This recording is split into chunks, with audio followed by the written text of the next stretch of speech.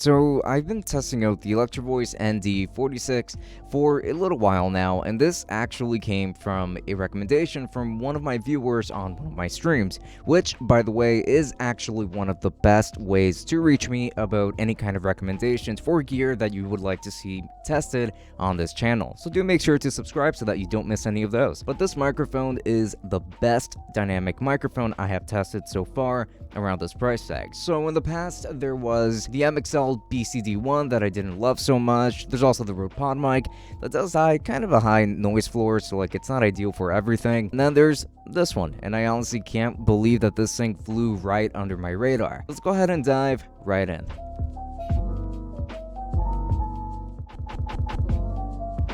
Before we continue, I just wanted to remind you that we have a Twitch channel where we stream every Friday and Saturday from 8 p.m. and to 10 p.m. Eastern Time, so why not go ahead and drop a follow? And also don't forget to follow us on Twitter and Instagram, and also make sure to check out the merch store. There's plenty of black and white sweetness to choose from up there, so go ahead and check that out. And then make sure to take a look at the podcast as well, as the podcast always goes live every Wednesday and Sunday. And with that said, enough rambling, let us get straight into the video. So I'm going to be recording the entirety of this video with this microphone so that you get a good idea of what it's like to use this for content creation.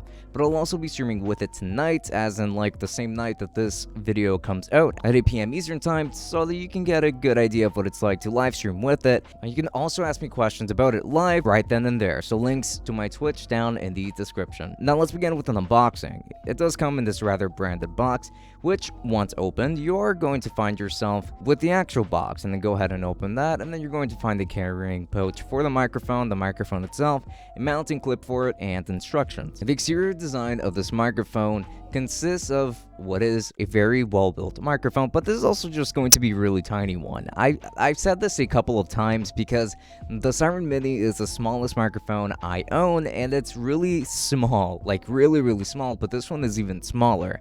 This microphone is built out of metal, and it does feel pretty solid. One of my favorite things about this microphone is actually the shock mount itself, and it does come with one built in, and it's extremely solid. It has this lock on it. I leave it pressed, and you can just adjust it to your heart's content. When you let it go, it'll just lock in place, being very difficult to move unless you actually unlock it. So that is a pretty solid system, if I do say so myself. There's also just going to be the XLR port right at the bottom, and then this little mount here is going to be included, and you do need it in order to be able to mount this thing, and it does clip right onto the microphone itself. Overall, this is a great little microphone. Now this is a cardioid large diaphragm dynamic microphone with a frequency response of 70 Hz to 18 kHz, which is actually an interesting one, and I haven't actually seen this from any microphone so far. And now let's get into the actual sound test. I will be doing this portion without any kind of background music so that you can hear this properly.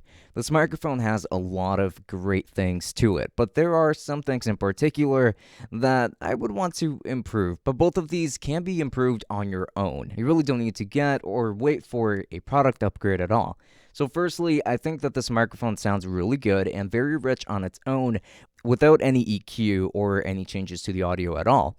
Unfiltered, this microphone sounds really good to me. However, I believe that it's maybe tuned to give people with a higher pitch voice a more broadcast sound. Like, I believe that it is more so meant for those people. So on me, this microphone does sound like it's very overdone on the low end. And another thing that this microphone doesn't really handle all that well is plosive. So I would definitely recommend a pop filter with this microphone. But overall, on its own, I think that it sounds great. And not to mention that this microphone actually has the best sound rejection out of any, and I really mean any, dynamic microphone I've tested to this day.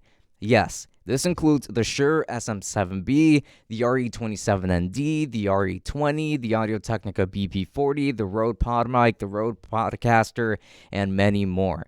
This, to my ears, is the king of sound rejection. Like, it is insane how good of a job it does. And now let's get straight into the EQ test. And this one was actually very easy to EQ to my heart's content. All I really needed to do were just pretty minor tweaks, though this microphone does have its limitations as for how much you can actually customize on it. However, for the best sound, I kept compression all the way off to keep that sound rejection aspect of it as strong as it already is, and I pretty much just went for raising the highs a bit more because I felt like it was lacking a little in the highs, and I did raise the mids just ever so slightly, but more so closer to like the high end, and I didn't really touch it much beyond that. More of a natural frequency graph, just like going up like this or so.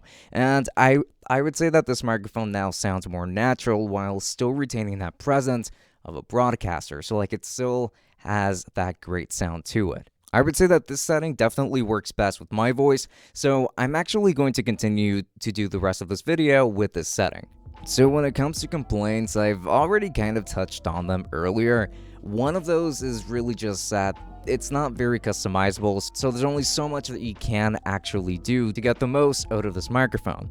There's also that minor issue with plosives that should be fixed very easily with a pop filter, so, you know, that is kind of a non-issue in a way. So yeah, that's really about it. To be completely honest, I couldn't find anything about this microphone that couldn't be fixed in post with a virtual EQ or even with a live EQ like on the Go XLR or the MG10XU, which is the audio interface that I'm using to record this with.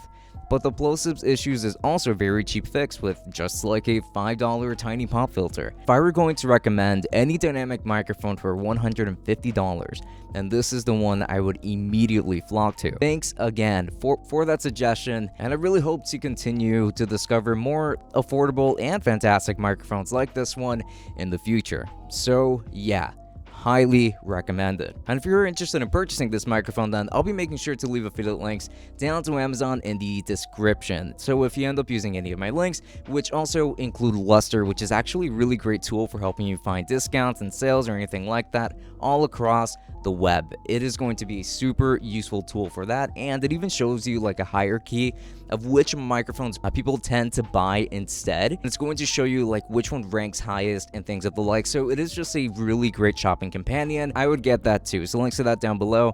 But if you would rather finance this microphone, then there's also ABUNDA. No credit card for this required. It's just super simple financing with it that just allows you to get what you want and allows you to pay for it over time in a very convenient manner. So links to that down below. If you use any of my links, you'll be helping out the channel quite a bit, so I'd appreciate that quite a bit. Also, don't forget that we do have the Tech Summit podcast, so do make sure to subscribe for that. There's also going to be all of those streams that I do. You can find me on Twitch, because I always stream with the microphones that I end up reviewing, because I know that a lot of streamers do like to see how streaming with said hardware actually works out. So yeah, do make sure to find me over there. You're also going to find links to the Tech Summit Discord so that you can go ahead and join the rest of the community and stay tuned on anything else. And there's going to be my Instagram and my Twitter if you're interested. But with that said, this has been Francisco from Tech Summit. Thank you for watching, and I will be seeing you all later.